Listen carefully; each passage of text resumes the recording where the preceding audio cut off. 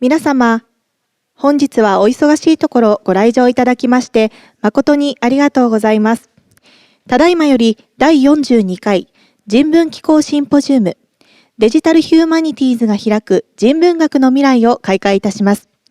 本日の進行アナウンスは私、鎌本里奈が担当させていただきます。どうぞよろしくお願いいたします。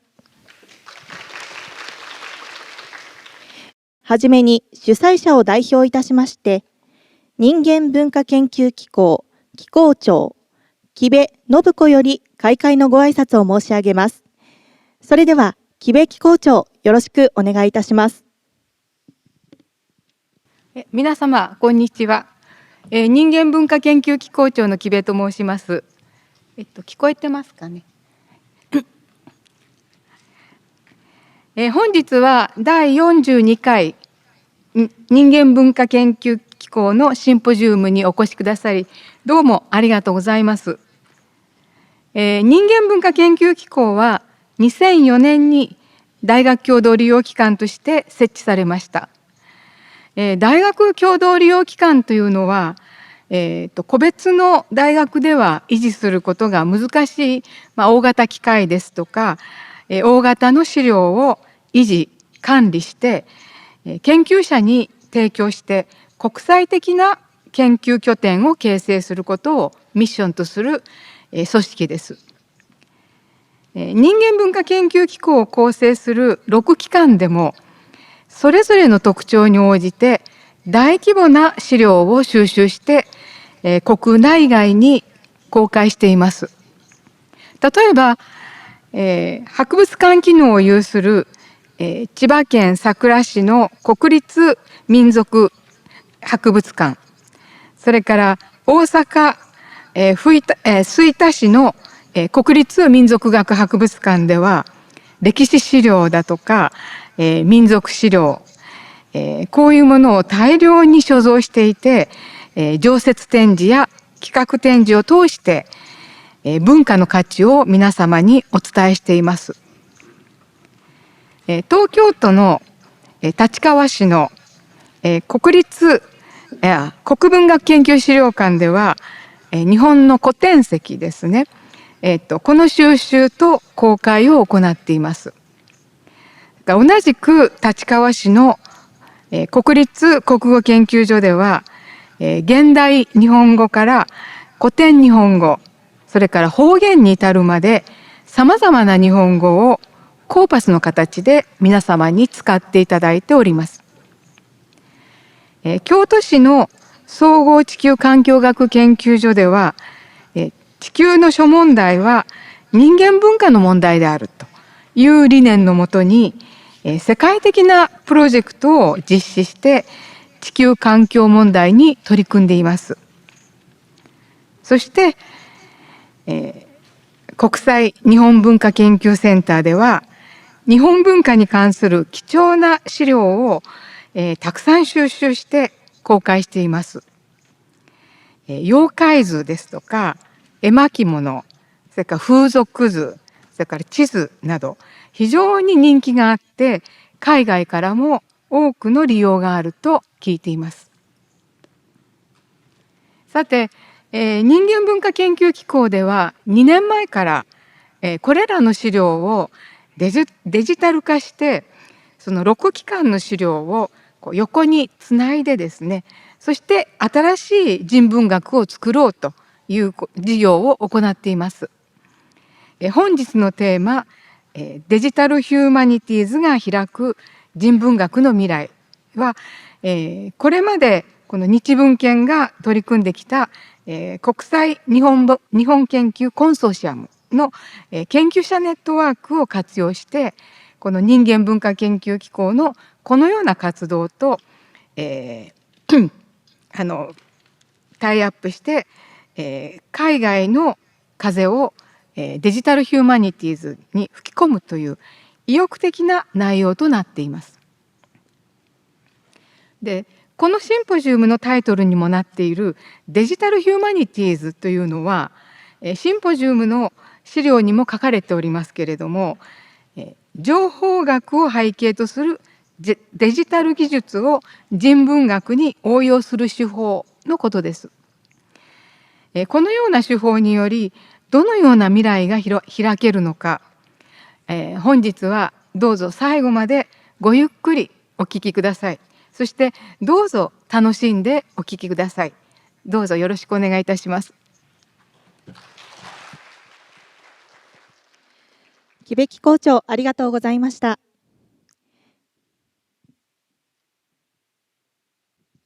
続きまして、国際日本文化研究センター所長の井上昭一より開会挨拶をさせていただきます。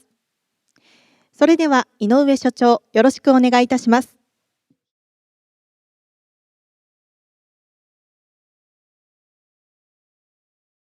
皆様、本日は人間文化研究機構の催しへよくお越しくださいました。ありがとうございます。私は機構に所属をする日文研という機関の所長を務めております井上昭一と申します。よろしくお願いいたします。いきなり申し訳ないことをお伝えします。私は実はいまだに自分のパソコンを持っておりません。スマートフォンも持ち合わせていません。原稿はすべて手書きです。原稿用紙に鉛筆で書いております。デジタル解析の能力は全くありません。うちの研究所のホームページさえ覗く能力がありません。この場にはふさわしくない人間です。それをまず謝りたい。本をこれまで結構書いてきました。読んでくれた若い人から言われることがあります。井上さんはどうやってあんなデータを拾い出せたのですか。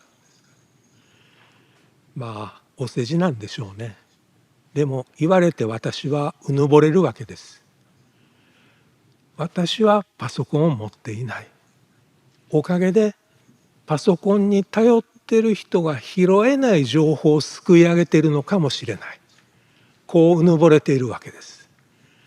どうか皆さんの集いで私のうぬぼれを打ち砕いてください。そしてすべての人文情報がデジタル的に処理できる時代をもたらしましょう。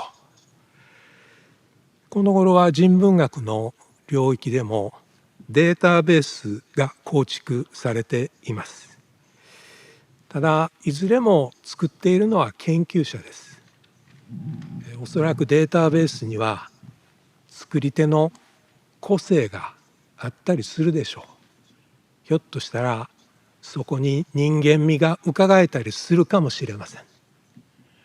だとすればそれを分析する学問もあり得るかもしれませんね。ヒューマニティーズの資料をデジタル的に処理するのではありません。デジタルの仕事をヒューマニティーズの目で読み解く仕事です。こういうデジタルヒューマニティーズもあっていいんじゃないかとメカ音痴の私は考えます。データベース作成にも技術革新があると思います。ここ十数年で随分発達したと思います。人文学の分野には科学史や技術史という学問があります。この科学史や技術史の角度からデジタル技術の発展を整理する仕事もあるでしょう。あっていいでしょう。これもまた、新しい形のデジタルのヒューマニティーズ解析になりうるんじゃないかと思っています。すいません。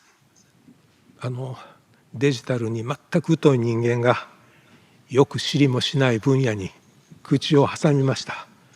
これも私のお務めなのでご容赦ください。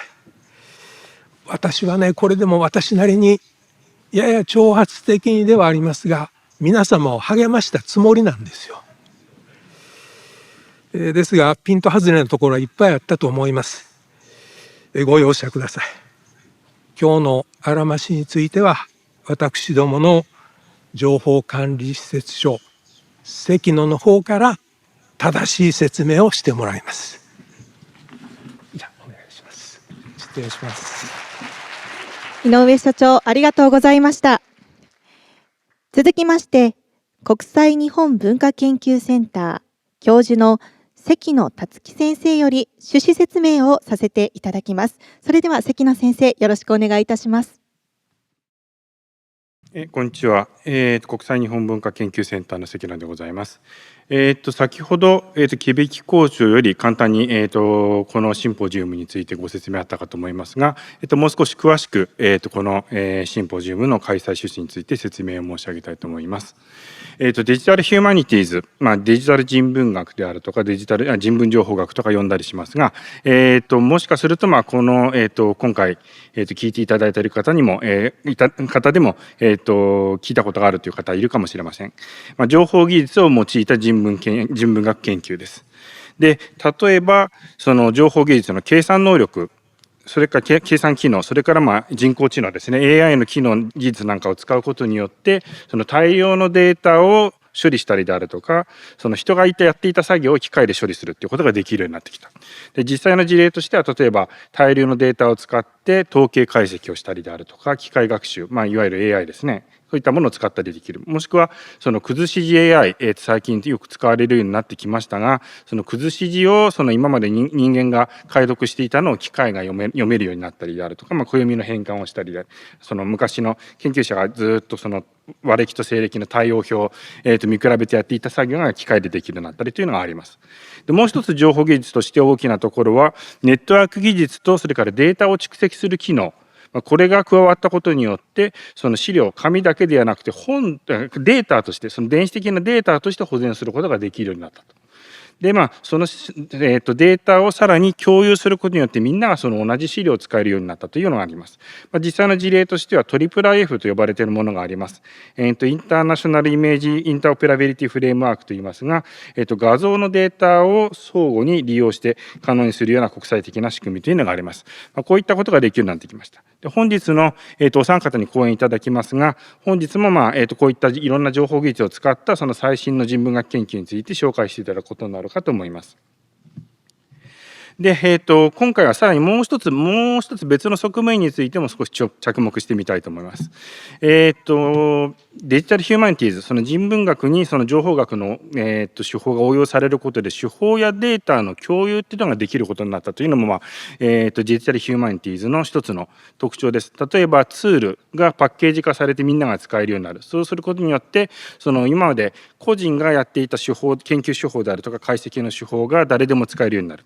あとは、情報学の、やり方、手法にのっとることによって、その手順であるとか材料が明確になる。こうすることによって、その誰がやっても同じ結果が得られる、再現性っていうのが保証されるようになってきたり、あとは異なる対象、異なる目的にいろんなそのこれまで使ってきた手法を別のところに応用するということができるようになってきた。こうすることによって、その従来の制約、例えば言葉の違い、それから住んでいる国や地域の違い、から基礎的な知識や技術の違いといったこういった制約がなくなってくる。こうすることによってそのデジタルヒューマニティーズがどんどん発達してくることによって人文学そのものの研究自体にも変化が起きるんじゃないのか。例えば研究の対象であるとか地域であるとか研究者層、さらにはその人文学そのものの研究の進め方や考え方っていうのももしかすると変わってくるかもしれない。で、ちょっと話は変わりますが、国際日本文化研究センター、簡単に言えば日本文化の研究を支えるための国際拠点ですが、ここでは、日本文化に関する資料の収集と提供、図書資料ですと58万冊、それから約50のデータベースに120万件のレコードが皆さんがそのインターネットで使えるようになっています。もう一つ大きな活動として国際日本研究コンソーシアムというのがあります。国内の23の機関、海外の52の機関がコンソーシアムに参加しております。また関連して海外との学術交流協定も14件あります。こういった、視点から見ますと、DH によってその各国の日本研究であるとか人文学研究に何が起きているのかというのが少し興味が出てくるところです。ということで本日の内容なんですが、国際日本研究コンソーシアムに関連する海外の研究者ということでキム・ジョンヨン先生、高麗大学の先生、それから、ハラルド・クマル先生、ドイツ日本研究所の、先生です。お二方とも、日本研究国際日本研究コンソーシアムの、に、参加する機関から、いらしております。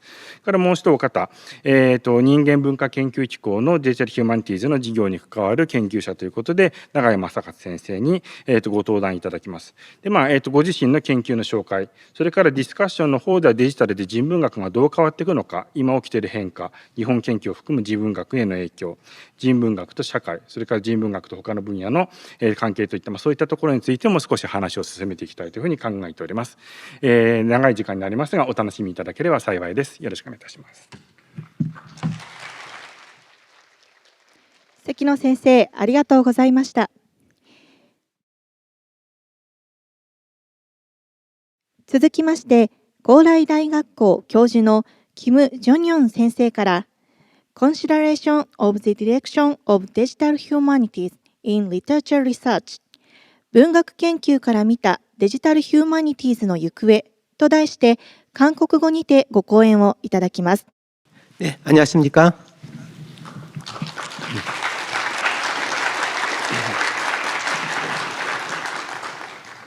네, 한국고려대학교 중문과의 김준현이라고 합니다.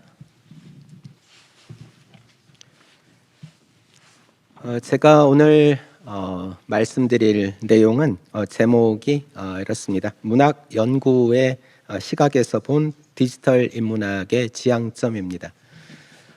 저는 사실 중국 고전문학 연구자로서 디지털 인문학을 접한 지 얼마 되지 않습니다. 그리고 그 전까지는 진짜 순수한, 순수하다는 의미가 좀 어폐가 있을지도 모르겠습니다만 순수하게 문학 연구를 이제 해오던 입장에서 최근에 제가 그동안 관심이 있었던 약간 정량적 연구, 질적 연구보다는 양적 연구에 가까운 문학 연구를 어떻게 하면 더 효율적으로 할 수 있을지를 고민하던 과정에서 그 디지털 인문학을 조금 더 공부하게 되었습니다.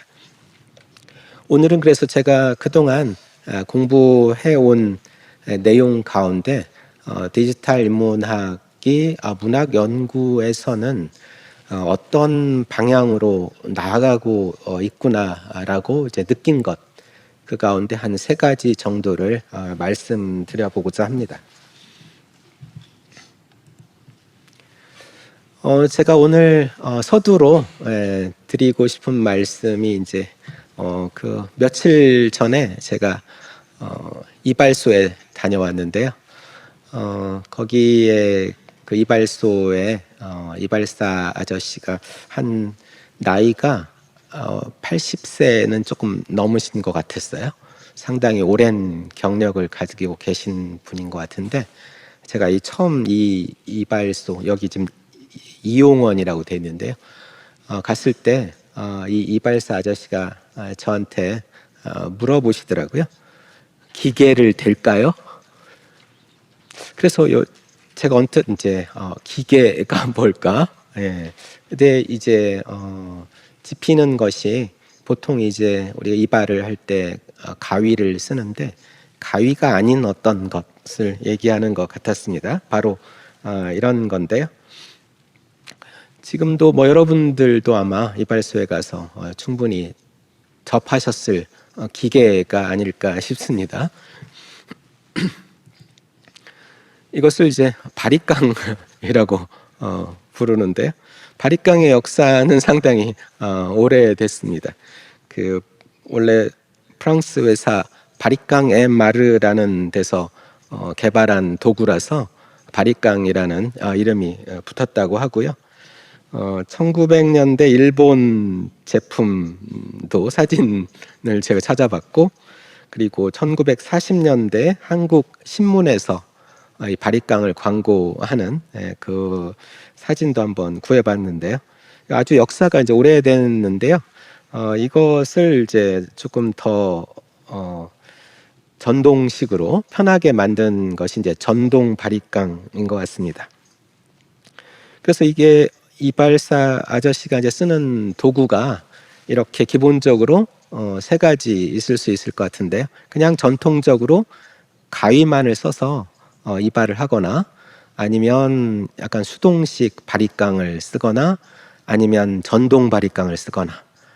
그러나 뭐 머리를 깎는다라고 하는 그런 작업 자체가 크게 달라지는 것 같지는 않은데, 어떤 도구 또는 기계를 쓸까에 대해서 이 이발사 아저씨가 저한테 물어보신 것처럼, 그 물어보신 이유는 아마 이런 것 같습니다. 거기에 대해서 괜찮은가? 예, 그냥 가위만으로 이발을 하기 원하는가? 아니면 전동 바리깡을 써서 이발을 해도 좋은가? 아마 그걸 이제 여쭤보신 것 같은데, 우리 인문학과 디지털의 관계가 이런 것이 아닌가라는 좀 생각도 들었습니다. 그래서 제가 오늘 우리 인문학에 디지털을 될까요? 라는 이제 말로 좀 바꿔봤는데요. 전통적으로 이제 인문학은 어떤 전산적인 도구를 이용한다기보다는 그 순수하게, 아까 제가 순수하다는 말을 표현을 썼는데요. 순수하게 사람의 머리로 뭔가 텍스트를 읽고 그것을 해석하고 사고하고 분석하고 판단하고 이런 결과물을 내놓는 것이라고 하는 것이 전통적인 인문학인 것 같고요. 이제 디지털 인문학이라고 하면 그것을 일부분 그 기계의 힘을 빌려서, 그때 기계라고 하는 것은 이제 주로 컴퓨터가 될 것 같은데요. 그 컴퓨터를 빌려서 하는 인문학도 인문학인가라고 하는 문제가 지금 화두가 되고 있는 것 같습니다. 그래서 이에 대한 그 생각이 인문학자 또는 뭐 인문학을 곁에서 지켜보시는 분들이 생각이 다를 수 있을 것 같습니다. 아까 이발을 할 때 뭐 가위만으로 하는 것이 진짜 이발인가? 왜냐하면 이제 바리깡이라는 것이 원래 사람의 머리카락을 자르는 도구가 아니라 가축의 털을 자르는 도구였기 때문에 그런 것 같습니다. 가축의 털을 자르던 도구를 사람의 머리카락을 자르는데 써도 되는가? 라고 하는 어떤 약간의 거부감, 이런 것이 결국 디지털이라는 수단을 우리 인문학에 적용해도 되는가? 라고 하는 문제와 일정 부분 맞닿아 있는 것으로 저는 그런 느낌을 받았습니다. 그러나 지금 이 시대는 이제 디지털 전환이라고 하는 그런 시대적 흐름을 맞이하고 있는 것 같습니다. 이때를 맞이하여 우리 인문학은 어떤 길로 나가야 할지, 이런 부분에 대해서 또 생각해 보지 않을 수 없겠는데요. 디지털 전환 시대, 흔히 영어로 이제 디지털 트랜스포메이션이라고 많이 언급이 되고 있습니다. 이 디지털 전환 시대는 우리 인문학에 일정 정도 영향을 미치고 있는 것 같습니다. 첫 번째는 예전에 비해서 우리 인문학이 방대한 양의 정보에 대한 접근이 가능해졌고요. 또 새로운 연구 도구를 활용할 수 있게도 됐습니다. 그러면서 인문학과 그 외의 분야, 다양한 학문 분야 간의 협업 기회가 증가하고 있고요. 궁극적으로는 그렇게 그런 과정이 이어지면서 인문학의 가치 또는 인문학의 방법론에 대한 근본적인 질문이 제기되고 있는 것 같습니다. 제가 재직하고 있는 고려대학교, 그 중에서도 이제 문과대학이라는 단과대학에서는 이런 디지털 전환 시대를 맞이하여 좀 적극적 대응에 나서자 하는 움직임이 있었습니다. 그러면서 그 결과로 학부생 교양 필수 과목으로 디지털 인문학 입문이라는 과목을 개설했는데요. 그게 벌써 2021년 이제 9월에 시작이 돼서 2021년 11월에는 디지털 인문학 교육위원회가 발족됐고요. 또 그 다음에는 디지털 인문센터가 개소하면서 제가 처음 디지털 인문센터장을 맡고 디지털 인문학 인문이라는 교과목의 교육 과정을 설계하는 책임자 역할을 하게 되면서 디지털 인문학에 대해서 조금 더 고민하게 되었던 것 같습니다. 그래서 디지털 인문센터가 저희 문과대학에 이제 개설되어 있는데요. 실제 건물은 이것은 상상이고요. 요 옆에 조그만 오두막이 하나 있습니다. 그리고 아직 저희 학교가 당시만 해도 디지털 인문학의 약간 불모지에 가까웠기 때문에 우리보다 한 10년 정도 디지털 인문학 교육을 앞서 진행하고 있는 미국 대학을 좀 참관하게 되었습니다. 여기 보시는 이제 컬럼비아라든지 예일, 뉴욕대, 펜실베니아 대학 이렇게 4개 대학을 좀 다니면서 이들 대학에서는 디지털 인문학을 어떻게 가르치고 있는지 또 연구자들에게는 어떤 도움을 제공하고 있는지 그런 현황을 좀 살펴봤고요. 또 뉴욕 공공도서관도 방문해서 어떤 디지털 인문학과 관련해 어떤 서비스를 제공하고 있는지 살펴볼 기회가 있었습니다. 그 중에 한 군데가 뉴욕대 도서관이었는데요. 여기에 가보니까 그 디지털 스컬러십 서비스라고 해서 여기 전담 인력만 해도 10분 이상의 교직원이 이 뉴욕대 소속 교직원과 학생들을 대상으로 디지털 인문학 관련 서비스를 제공하고 있었고 그 상세한 내용을 거기 직원 선생님으로부터 들을 수 있었습니다. 제가 지난 학기 대학원에서 디지털 인문학 강의를 처음 이제 개설을 했는데요. 아직 이제 공식적으로 과목명을 디지털 인문학이라고 이제 내세우지는 못했지만 한번 시범적으로 강의를 진행하면서 우리 대학원생들에게는 또 어떤 식으로 디지털 인문학을 교육하면 좋을지 고민하는 시간을 가져봤습니다. 앞으로는 제가 소속된 중일 어문학과 대학원 기초 공통 과목으로 AI 시대의 동아시아 문학 연구 방법론이라는 과목으로 정식 개설을 이제 준비하면서 디지털 인문학 관련 이제 강의를 했고요. 그런 강의에서 얻은 소감도 한번 여러분과 나눠볼까 합니다.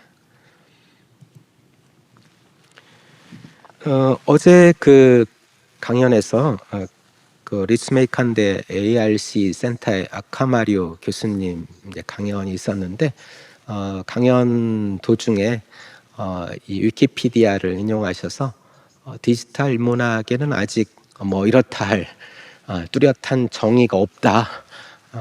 그 위키피디아에서는 그렇게 이제 말씀도 하셨는데 제가 디지털 인문학을 그 이야기하면서는 주로 아직 제 개인의 어떤 입장이 확립되기 전까지는 이 노스이스턴대 사학과의 교수이신 댄 코언 교수님의 정의를 인용해 볼까 합니다. 이 디지털 인문학은 인문학에서의 사고와 실천 전 영역을 향상시키고자 하는 디지털 미디어와 기술의 사용이다. 제가 생각하기에는 가장 간명하게 디지털 인문학을 정의하고 있지 않은가 싶습니다. 인문학에서는 어떤 사고를 하고 또 그에 따라서 실천, 이것은 뭐 교육이나 연구가 되겠죠. 그 과정에서 어떤 디지털 미디어와 기술이 필요하다면 그것을 사용하는 것, 이렇게 이제 이 댄 코언 교수님은 정의를 하고 계신데 현재로서는 조금 요약적으로 디지털 인문학을 잘 설명한 내용이 아닌가 싶습니다. 제가 생각하기에는 디지털 인문학의 주요 방법론에 두 가지 요소가 있는 것 같습니다. 하나는 이제 데이터고 또 하나는 시각화인 것 같습니다. 그래서 적어도 이제 제가 전공하고 있는 이제 문학 영역에서는 이렇게 압축할 수 있을 것 같은데요. 데이터를 모으고 그것을 어떻게 처리하고 분석해서 시각화하는 것, 이런 쪽으로 좀 나아가고 있는 것 같습니다. 그러면 이제 근본적인 어떤 질문이 제기될 수 있겠는데요. 우리 인문학에서의 어떤 본질적 요소가 데이터나 시각화는 아니었기 때문에 과연 이러한 방법론이, 데이터와 시각화라는 방법론이 연구에서 어떤 중요한 의미를 가질 수 있는 개념인가라고 하는 이제 문제고요. 또한 인문학자가 이 직관적으로 파악 가능한 내용을 보기 좋게 그럴듯하게 포장하는 어떤 장식품은 아닌가. 결국 글로 데이터를 굳이 들먹이지 않더라도 설명 가능한 것을 그냥 화려하게 멋지게 보이기 위해서 꾸미는 것은 아닌가라고 하는 어떤 근본적인 질문을 하지 않을 수 없을 것 같습니다. 앞으로 제가 이제 소개해드리는 제 연구의 결과물들을 같이 여러분과 공유하면서 이런 문제에 우리가 반성적으로 한번 되짚어보는 기회를 가졌으면 좋겠습니다. 저희 문학 연구 영역에서는 이 디지털 인문학이라는 어떤 방법론의 사용에 앞서서 어떤 이론적인 배경이 있을 것 같은데요. 그 중에서도 중요한 배경 가운데 하나가 이 프랑코 모레티라는 학자가 제기하는 멀리서 읽기, distant reading이라는 개념인 것 같습니다. 대부분 이제 문학 연구를 하시는 분이 디지털 인문학적인 방법론을 사용할 때 거의 빼놓지 않고 언급하는 분이 바로 이 프랑코 모레티인데요. 먼저 프랑코 모레티의 주장 몇 가지를 조금 살펴보면서 과연 이것이 문학에서 디지털 인문학이 필요한 그런 충분한 이유가 될까 한번 생각해 보도록 하겠습니다. 프랑코 모레티는 상당히 오래전 2000년도에 이 세계문학에 대한 견해라는 글에서 이 가까이서 읽기와 대비되는 멀리서 읽기, 이른바 distant reading이라는 이제 개념을 제기한 바 있습니다. 한번 그 내용을 읽어보면요. 미국은 가까이서 읽기의 나라이기 때문에 이 아이디어가 특별히 인기가 있을 거라고 생각하지 않는다. 그러나 가까이서 읽기의 문제는 필연적으로 극소수의 정전에 의존하게 된다는 것이다. 우리는 텍스트를 읽는 방법을 알고 있으니 이제 텍스트를 읽지 않는 방법을 배워보자. 멀리서 읽기. 다시 한번 말하지만 거리는 지식의 조건이다. 이 말은 결국 이 가까이서 읽기라고 하는 어떤 텍스트를 아주 심도 있게 분석하는 그런 이 비평의 태도가 가질 수 있는 한 가지 함정을 지적하고 있는 것 같습니다.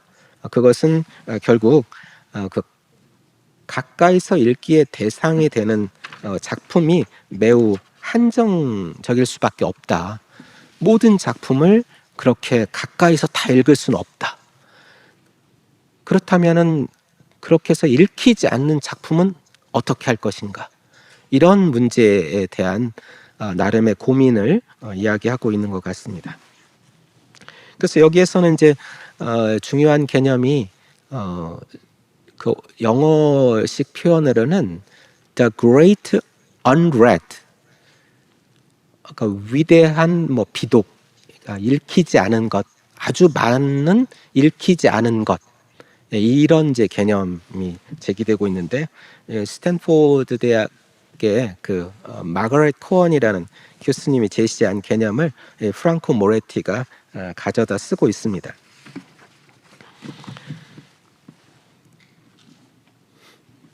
그래서 우리가 이제 가까이서 읽기를 다시 한번 좀 정의를 해보면, 가까이서 읽기라는 것은 단어, 문장, 구조 등의 이 텍스트의 세밀한 요소, 그리고 또 시대적 배경, 이런 맥락을 두루 고려한다, 이런 입장에서 이 텍스트를 깊이 있게 읽고자 하는 그런 독서 방식일 텐데요. 말씀드린 것처럼 이런 방법의 최대 단점은 소수의 정전 위주로 문학 텍스트에 접근하면서 많은 읽히지 않는 작품들을 양산한다, 이런 문제가 제기되고 있습니다. 그래서 또 프랑코 모레티는 다른 책에서 이 문학의 도살장이라는 또 표현을 썼습니다. 약간 자극적인 표현이긴 한데요. 뭐 헤겔의 경고가 있어서 빌려다 썼다고 합니다. 세계의 역사는 세계의 도살장이다라는 표현이 있는데, 이것은 이제 문학에 관한 것이라고도 했습니다. 대다수의 책들은 영원히 사라졌고요.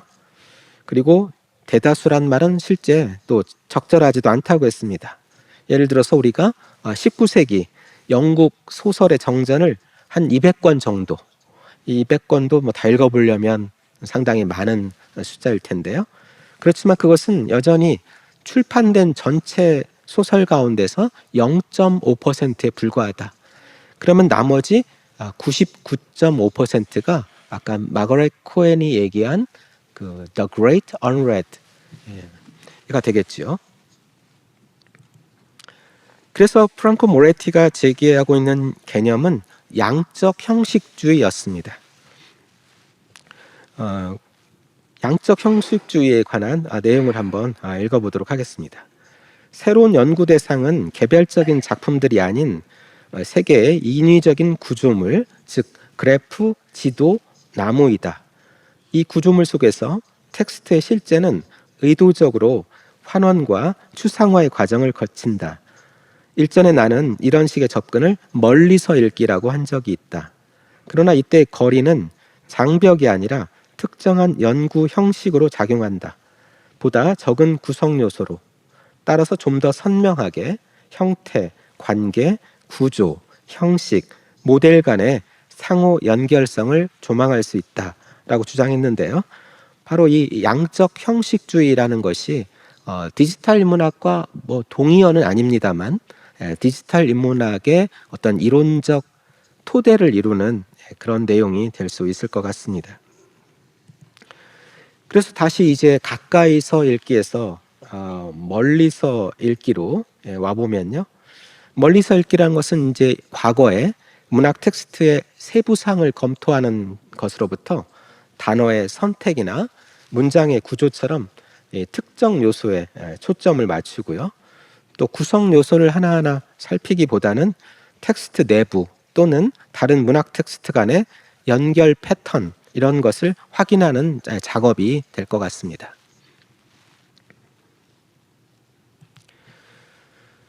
자, 이상에서 그 프랑코 모레티의 멀리서 읽기라는 개념을 중심으로 문학 연구에서 디지털 인문학이 어떤 이론적 토대를 가지고 있는지 살펴봤습니다. 저도 2016년경에 이 프랑코 모레티의 주장을 처음 접한 것 같은데요. 프랑코 모레티의 말 때문에 제가 뭔가를 이런 관련 연구를 시작한 것은 아니지만 프랑코 모레티의 주장에 저도 일정 부분 공감하면서 그 이후로 그 프랑코 모레티의 작업과 유사한 어떤 연구 활동을 좀 해나갔던 것 같습니다. 그리고 그런 활동을 조금 압축해서 세 가지로 좀 설명해 드리고자 하는데, 바로 숫자, 지도, 연결망이라는 이런 세 가지 개념입니다. 첫 번째, 숫자라는 개념부터 한번 살펴보도록 하겠습니다.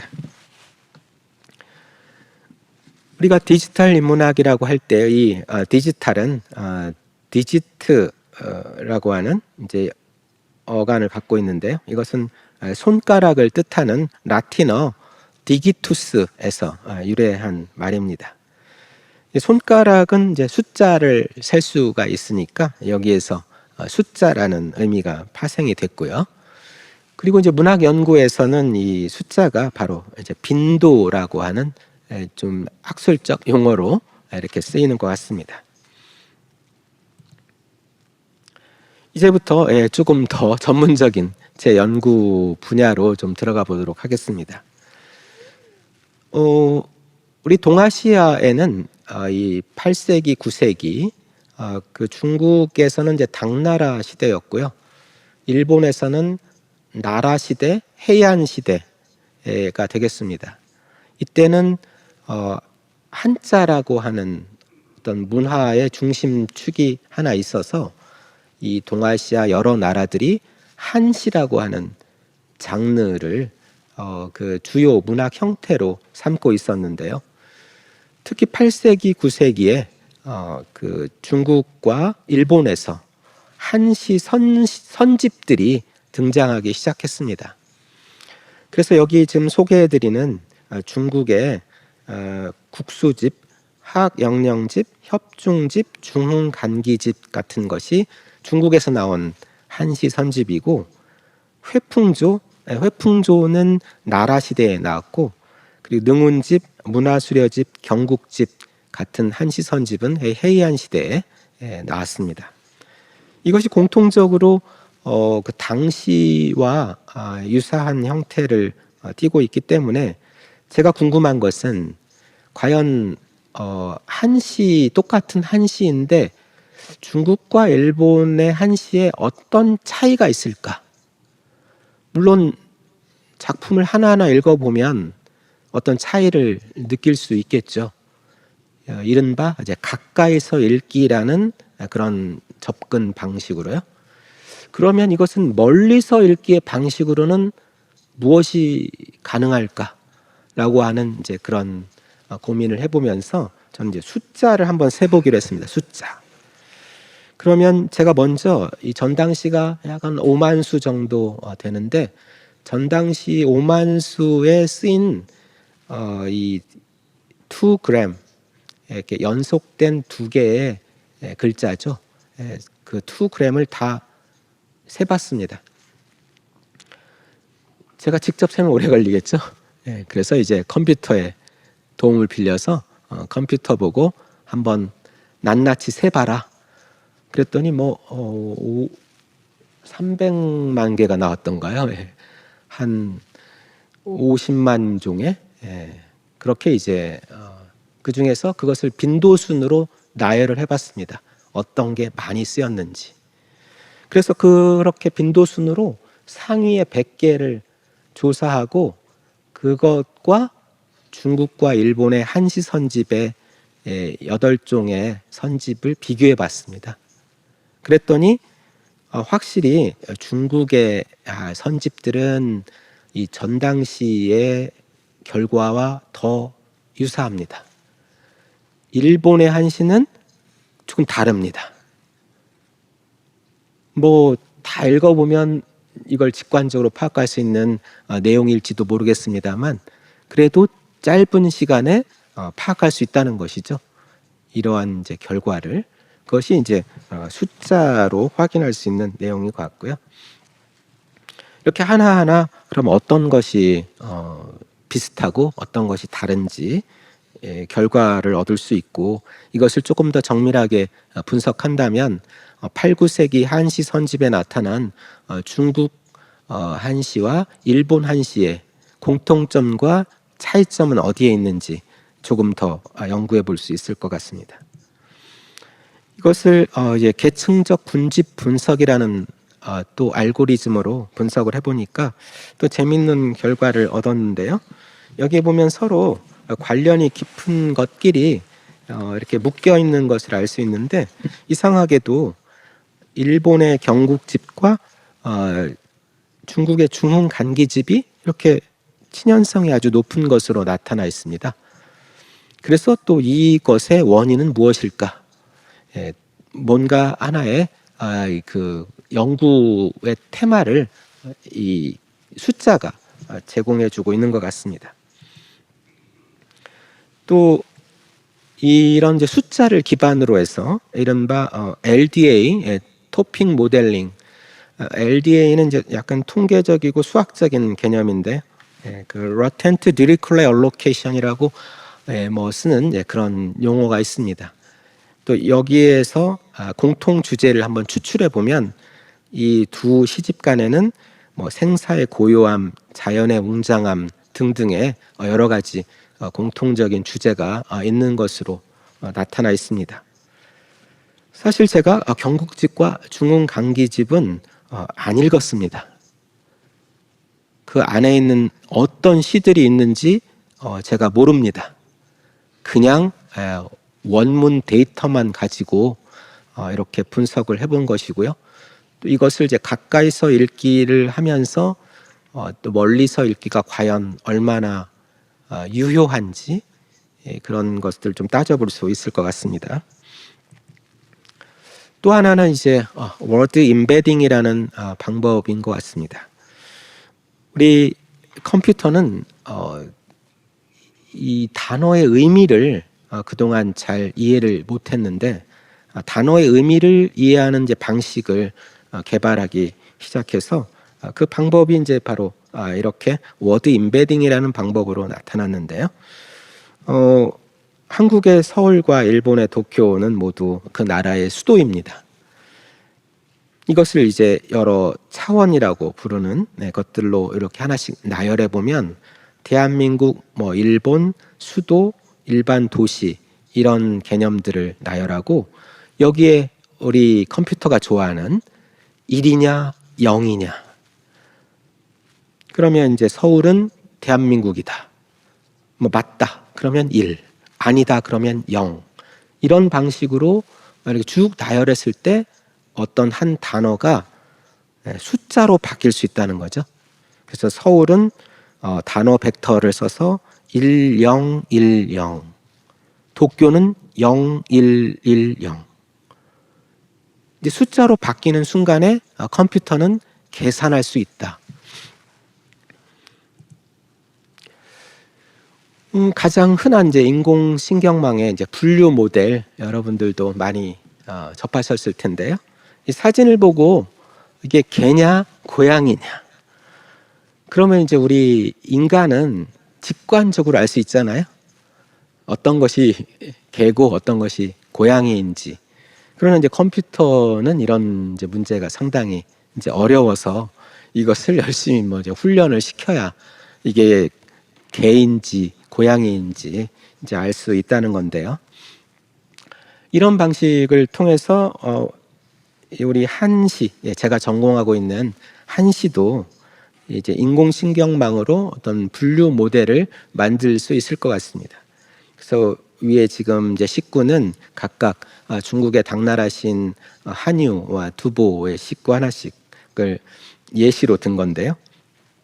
거세 각부동이라든지 성문 동정수 같은 시 구절이 과연 이게 한유의 시인가 두보의 시인가 한번 예측해봐라 라고 하는 어떤 프로그램. 개냐 고양이냐 하는 문제와 크게 다를 바 없는 것 같은데요. 그래서 제가 머신러닝 학습을 통해서 한번 시도해 봤습니다.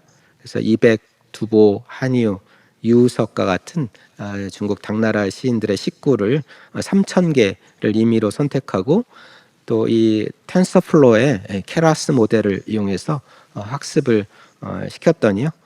1차 학습에서는 그 유효 정확도가 한 50% 미만이었는데 이것을 이제 파인 튜닝이라고 하는 약간 강화 학습을 통해서 다시 좀 더 정확도를 향상시켰고 또 다른 어떤 학습 모델에서는 80% 후반까지도 올라가는 결과를 얻을 수 있었습니다. 이렇게 이제 유효 정확도가 상승하고 있고요.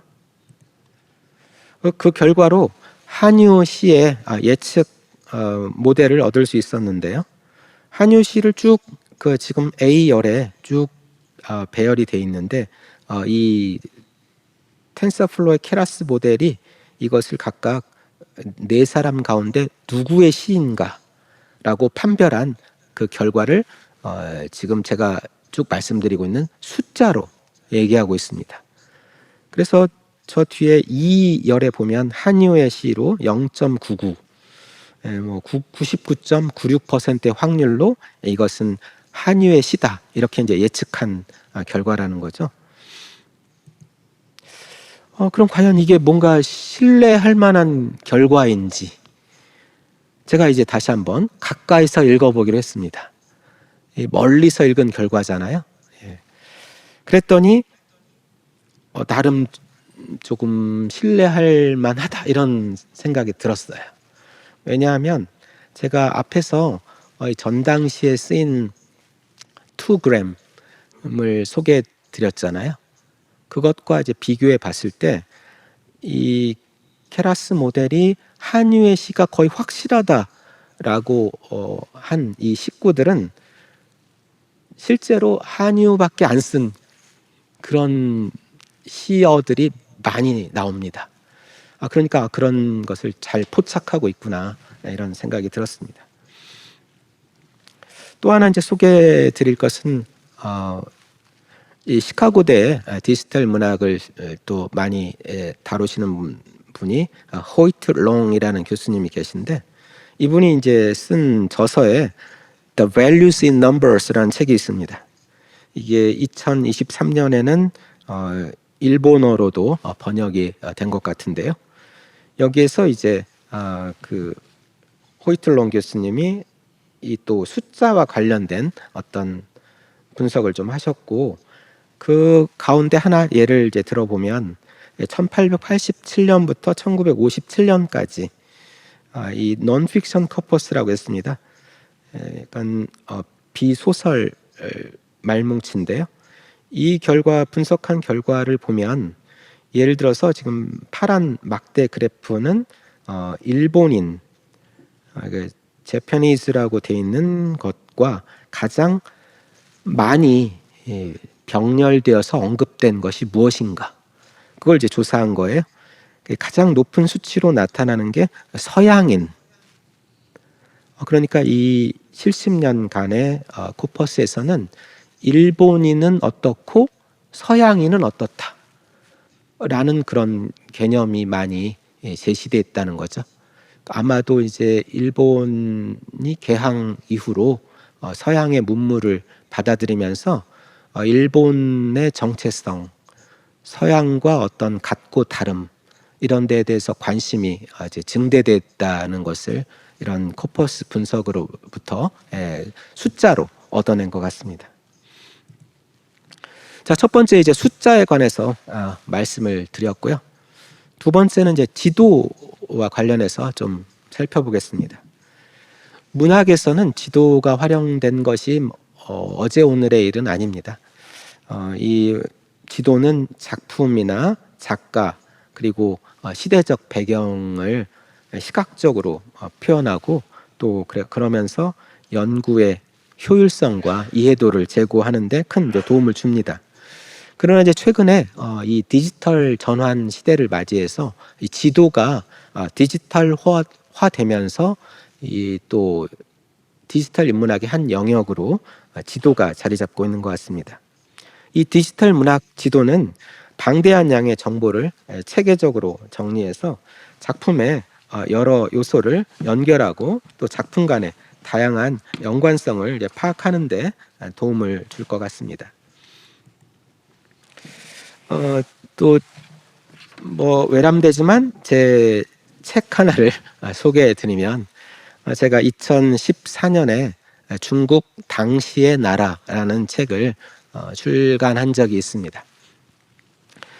이것은 제가 이제 중국 그 시를 전공하고 있어서 중국의 13개 성에 이게 흩어져 있는 당시의 유적을 찾아서 12,500km를 다녔다. 뭐 과장 아닙니다. 이러한 이제 방식이 그러니까 가까이서 읽기에 해당될 거고요. 또 현지 답사라고 하는 이제 방법이 적용된 걸 텐데요.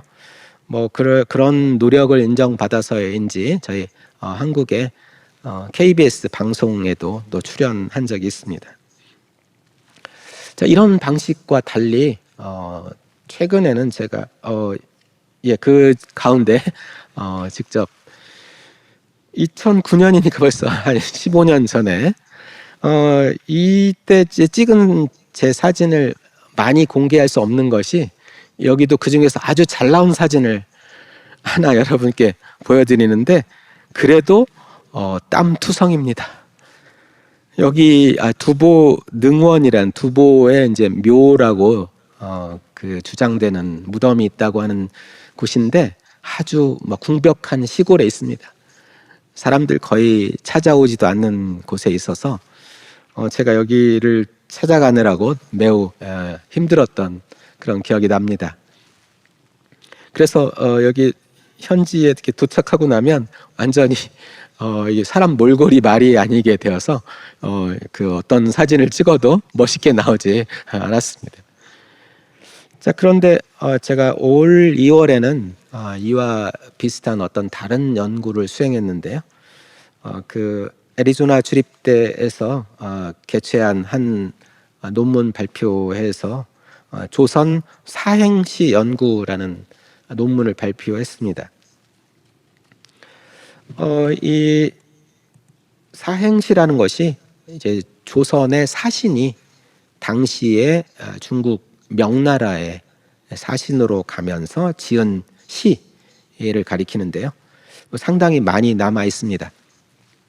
근데 우리 이제 디지털 인문학의 장점 가운데 하나가 다른 사람이 만들어 오는 데이터를 무료로 가져다 쓸 수 있다. 우리 이전에 연구 풍토에서는 어떤 연구 자료나 그 결과물들이 개인의 어떤 소장품처럼 돼 있어서 정말 인심이 좋은 분이 아니면 남에게 빌려주지 않는 그런 풍토가 좀 있었던 것 같은데요. 디지털 문학은 그와 반대로 오픈 소스, 자료를 공개하는 것이 기본적으로 원칙이 되고 있어서, 저도 이제 이 사행시 약 2,700수 정도를 한국 고전 종합 DB 데이터베이스에서 무료로 가져올 수 있었고요. 또 그냥 가져오기 조금 불편한 파일 형태로 되어 있었는데, 이것을 또 우리 카이스트에 있는 김병준이라는 박사님이 또 아주 잘 정리를 해놨어요. 그래서 그걸 또 무상으로 가져다 쓰면서 제 연구를 더 수월하게 할 수 있었는데, 이렇게 자료의 공유라고 하는 측면에서는 디지털 인문학의 장점이 잘 발휘됐던 것 같습니다. 이들 시 가운데 지리 정보를 확인할 수 있는 시만 따로 한 700여 편을 모았습니다. 과연 어디에서 지었을까라고 그 장소를 확정할 수 있는 곳을 모아서 그것을 이제 구글 맵스, 구글 지도를 이용해서 지도에 표시를 해봤고요. 그리고 여러 시인들이 반복해서 찾은 곳이 있습니다. 그곳을 이제 좀 다른 기호를 써서 표현을 해봤습니다. 이걸 뭐 종이 지도에 이렇게 표현해도 할 수 있겠지만 조금 다른 측면도 있는데요. 이제 레이어를 쓰거나 아니면 3D로 현장을 확인할 수 있다는 점입니다. 예를 들어서 제가 이 봉황산이라는 곳을 예전에 앞에 보여드린 사진처럼 제가 두보의 무덤을 찾아가려면 아주 힘들게 중국의 허난 공이라는 곳까지 어렵게 가야 되는데요. 디지털 환경에서는 그럴 필요가 없는 것 같습니다. 여기 지금 봉황산이라는 곳에 찾아가는데 그다지 어렵지 않습니다. 구글 어스에 들어가면 이렇게 봉황산의 지도가 3D로 나와 있고요. 사행시 가운데 한편에 보면 이 봉황산에 대해서 묘사를 하면서 미인의 머리카락이 보인다고 했습니다. 우리가 그냥 종이 지도만 가지고는 그 시인이 왜 이 봉황산을 미인의 머리카락으로 묘사했는지 잘 알기 어렵습니다. 그런데 저는 이 구글 지도에서, 이 구글 어스에서 이 봉황산을 보니까 이게 왜 미인의 머리카락이구나 좀 느낄 수 있었던 것 같습니다. 이 산이 색깔이 좀 검은색입니다. 멀리서 보면 마치 이 사신을 기다리고 있는 고국의 어머니나 사랑하는 아내의 머리카락처럼 보였던 것 같습니다. 이것을 입체적으로 좀 더 이렇게 살펴보면 시에서 어떤 감성을 이야기하고 있는지 확인할 수 있었던 것 같고, 그것은 제가 앞에 중국 당시의 나라를 쓰기 위해서 중국 땅 여기저기를 돌아다녔던 그 노력을 상당 부분 줄여줄 수 있을 것 같습니다. 또 하나의 지도를 이용한 연구는 당시 하늘가 이미지 연구라는 건데요. 중국 시인들이 자기가 있는 곳을 하늘의 끝이다 이렇게 많이 표현을 했습니다. 그러면 이 사람은 도대체 어디에 간 것이기에 하늘 끝이라는 표현을 썼을까? 과연 그곳은 어디일까? 지도에 한번 표현해 보자 라고 하는 것이 제 아이디어였습니다. 그래서 전당시를 찾아보면 천애라든가 천변처럼 하늘의 끝을 의미하는 시어가 쓰인 시가 400여 편이 있습니다. 그래서 여기에서 그곳이 어디인지 또 확인할 수 있는 시들을 따로 모아서 다시 구글 지도에 표시를 해봤습니다. 그냥 다만 지도에 표시해 본다라고 하는 것, 그 밖에 의미가 있었던 것 같습니다. 역시 지도에 표시한 결과입니다. 저는 처음에는 중국 당나라 시인들이 하늘 끝이라고 할 때는 저 왼쪽 끝에 지금의 중국의 신장 이거나 아니면은 일본의 사신으로 와서 저 일본 교토이거나 이런 곳이 하늘 끝으로 묘사했겠다라고 생각했지만 결과는 그와 달리 당시 중국 당나라 전체가 다 하늘 끝이다. 지도에 이것을 좀 표시해 보기 전에는 제가 미처 생각하지 못했던 어떤 결과들을 얻을 수 있었는데요. 그 자세한 또 결과는 시간 관계상 여기서 줄이기로 하고요. 지도가 어떤 새로운 생각을 열어주는데 도움을 좀 줄 때가 있다라는 말씀을 드리겠습니다. 자, 세 번째로 말씀드리고자 하는 것은 연결망이라는 개념입니다. 영어로 하면 네트워크가 되겠는데요. 최근에는 우리가 문학 작품을 단순히 텍스트로만 여기지 않고 작품 속에 등장인물이나 작가, 시대적 배경 등이 서로 관련된 연결망으로 파악하는 그런 경향이 대두되고 있는 것 같습니다. 그래서 이 연결망은 등장인물의 관계라든지 작가의 사회적 위치와 영향력, 시대적 배경과 작품의 관계에 대한 이해도를 제고하는 데 도움을 주는 것 같습니다. 또 새로운 연구 주제를 발견하거나 새로운 방향에서 선행 연구를 해석하는 그런 계기도 마련해 주는 것 같습니다. 또 제 연구의 예를 들어서 연결망이 어떻게 작용하는지 살펴보도록 하겠습니다. 저는 2016년인 것 같은데요. 당대 시인의 사회 연결망 분석이라는 연구 과제를 수행을 했습니다. 아까 제가 모두의 우리 디지털 문학은 제가 문학 연구에 국한해서만 말씀드리자면 데이터를 시각화하는 것이라고 이제 말씀을 드렸는데 이제 이런 데이터가 필요합니다. 그래서 어떤 시가 이 사교의 목적으로 창작되었을 때는 사교니까 두 사람이 있어야 되겠죠. 두 사람 이상이. 그러면 시를 보낸 사람과 시를 받은 사람, 이렇게 두 가지 요소가 필요할 텐데요. 그것을 이렇게 표로 정리해 본 것이 이제 원 데이터, 그러니까 로 데이터가 되겠습니다. 지금 이제 보시는 그림은 이제 왕유라는 시인이 어떤 사람들과 시를 주고받았는지 그 결과를 정리해 봤고요. 그런데 이런 표만 보면 거기서 무슨 다른 아이디어가 막 솟아나지는 않아요. 그냥 그렇다.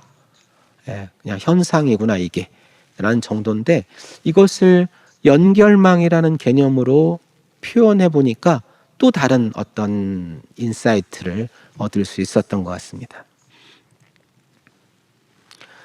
이것이 이제 연결망인데요. 연결망을 이렇게 연결시켜 보면 각자 어떤 위치에 가 있습니다. 시인들이. 우리가 뭐 버스 노선 같은 것이 뭐 일렬로 이렇게 쭉 늘어설 수 없듯이 전국의 어떤 교통망처럼 시인의 연결망이 존재하고요. 또 어떤 시인과 나란히 옆에 붙어 있는, 우리 뭐 교토 옆에 아까 오다가 가이드 분이 설명해 주셨는데 오사카도 있고 고베도 있고 나라도 있는데 다 성격이 제각각이다. 그러나 또 한편 이제 모여 있으면 어떤 공통점도 있을 수 있겠죠. 마치 그런 것처럼 중국의 당나라 시인들도 지금은 약 8세기 초반, 초반의 연결망 그림을 보여드리고 있는데, 왕유, 그리고 두보, 유장경 같은 시인들이 뭔가 연결의 중심적인 위치를 차지하고 있다라는 것을 좀 확인할 수 있고요. 이것은 또 단순한 연결만이 아니라 우리 문학에서는 어떤 하나의 유파, 하나의 그룹이죠. 그룹의 형성 또는 하나의 품격, 시풍이 어떻게 확산되는가, 이런 것을 시각화하는 데도 이 연결망이 도움을 주는데요. 앞에 평면적으로 엑셀 파일에 정리된 내용만 가지고는 이런 내용을 확인하기가 어렵다는 점을 여러분도 좀 느끼실 수 있을 것 같습니다. 또 최근에 제가 수행하고 있는 연구는 당시 역사인물 이미지 연구라는 건데요. 이것은 뭐 간단하게 말하면 당시에서는 중국의 역사적 인물을 언급하고 있는 시가 꽤 많습니다. 거의 뭐 만수 가까이 되는데요. 그 자체로도 중국 시의 특징을 잘 설명해 줍니다. 역사를 소중히 생각한다는 거겠죠. 역사가 상당히 큰 비중을 차지한다, 문학에서. 그럼 과연 누구냐 이거죠. 제 관심은. 그들이 관심을 가지고 있는 역사 인물은 누구냐. 그러나 이제 시라는 어떤 또 장르상의 특징이 있기 때문에 아마도 시의 창작에 필요한 인물들이 언급이 돼야 될 것 같은데요. 그 결과를 보면, 순위를 보면요, 도잠, 사마상혁, 사령운, 가의, 사안, 이 5사람이 일단 상위 랭커입니다. 그러면 물론 중국 역사에서 중요하지 않다고는 할 수 없지만, 그렇다고 아주 뭐 대단한 사람도 아닐 수 있는, 이 결과는 어떤 원인에서 비롯된 것일까 또 분석해 볼 필요가 있을 것 같은데요. 이런 데이터가 저에게 또 어떤 이 분석할 대상을 제공해 주는 것 같습니다. 다시 이제 데이터를 얻었으니까 시각화를 해봐야 되겠죠. 역시 연결망의 개념으로 시각화를 해보면 또 다른 결과물들을 얻을 수가 있는데, 우리 뭐 당시를 대표하는 두 시인이라고 하면 이백과 두보가 아닐 수 없는데요. 이백과 두보의 연결망을 이렇게 개피라고 하는 이 도구를 이용해서 시각화를 해봤습니다. 상식적으로 생각하면 이백은 상인의 아들이고 두보는 관리의 아들이라서 두보가 더 공부를 많이 하고 역사 공부도 많이 하고 했을 것 같은데 그렇지 않다라는 점을 또 발견할 수 있고요. 역사적 인물을 더 많이 이백이 언급하고 있는데 그것은 무엇 때문일까? 그리고 그 사람들이 언급하고 있는 역사적 인물은 좀 차이가 나는데 이것은 무엇 때문일까? 이것이 이제 제가 연구하고 분석하고자 하는 이제 과제입니다. 이상으로 이제 제가 세 가지 초점을 말씀드리면서 그동안 디지털 문화 관련 연구를 통해 생각해 봤던 것들을 사례를 통해서 말씀을 드렸고요. 이제 그러한 저의 경험을 통해서 디지털 문학의 지향점, 그리고 우리에게 시사하는 바가 무엇인지에 대해서 같이 한번 생각해 보겠습니다. 자, 데이터를 시각화한다. 이게 제가 아주 단순하게 이렇게 말씀을 드렸는데 결국 데이터와의 싸움이 이제 시작되는 것 같습니다. 디지털 문학이라는 것을 우리가 접하게 되면 그래서 이 데이터를 처리를 해야 되는데 아주 그 본격적으로 분석을 하기 전에 전 처리 작업이 필요합니다. 그래서 사실 달리 이야기하면 결국 관건은 우리 연구자가 원 자료를 얼마만큼 나의 목적에 맞게 전 처리를 할 수 있느냐가 관건이 되는 것 같고요. 또 문학 텍스트이기 때문에 결국 그것은 이제 언어로 돼 있고 그런 언어를 처리하는 기술이 자연어 처리 기술이라고 한다면 이 자연어 처리를 하기 위해서 필요한 정규 표현식 이런 것들을 좀 장악할 필요가 있다라는 생각을 하게 됐습니다.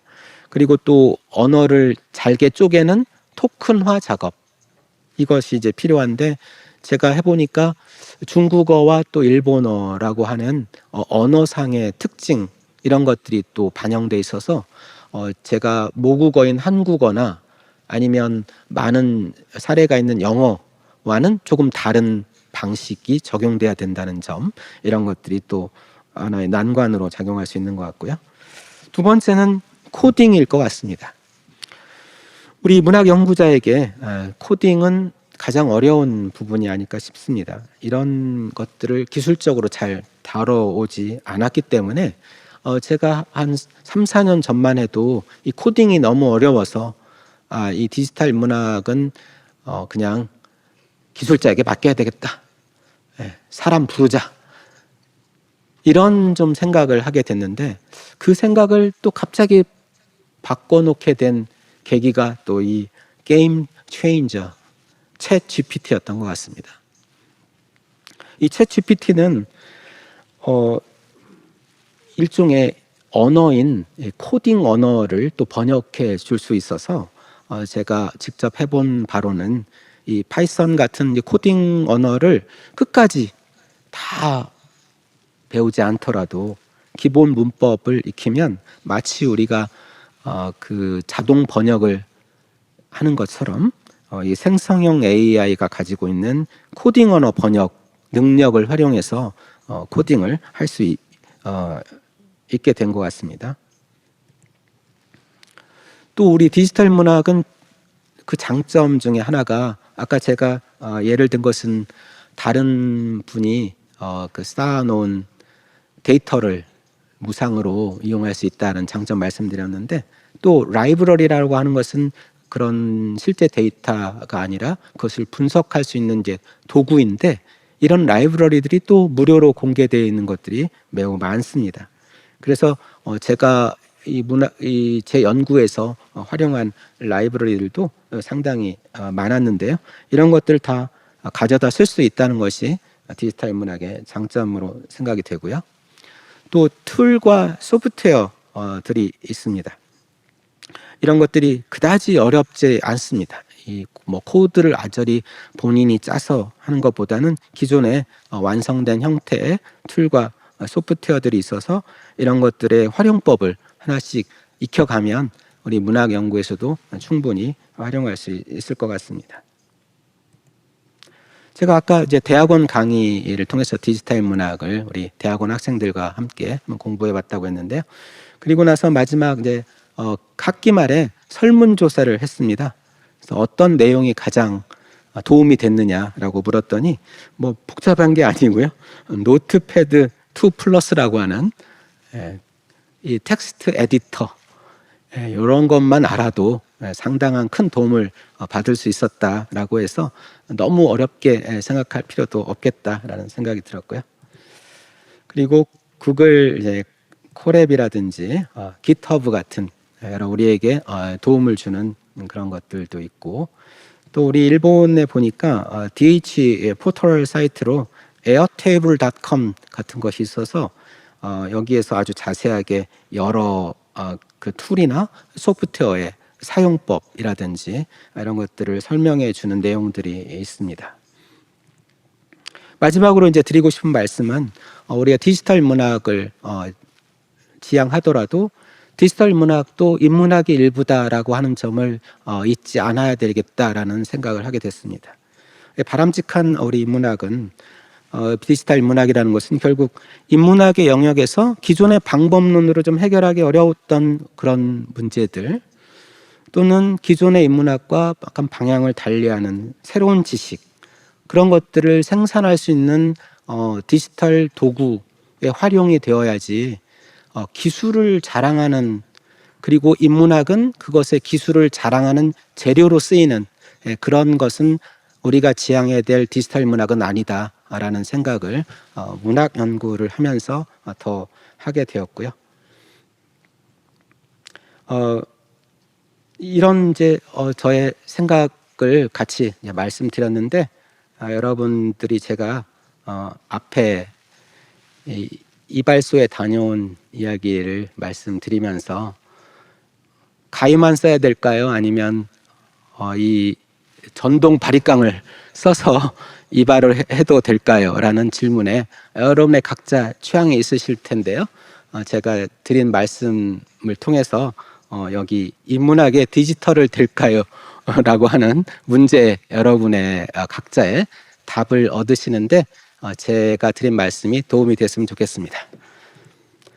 아리가또 고자이마스.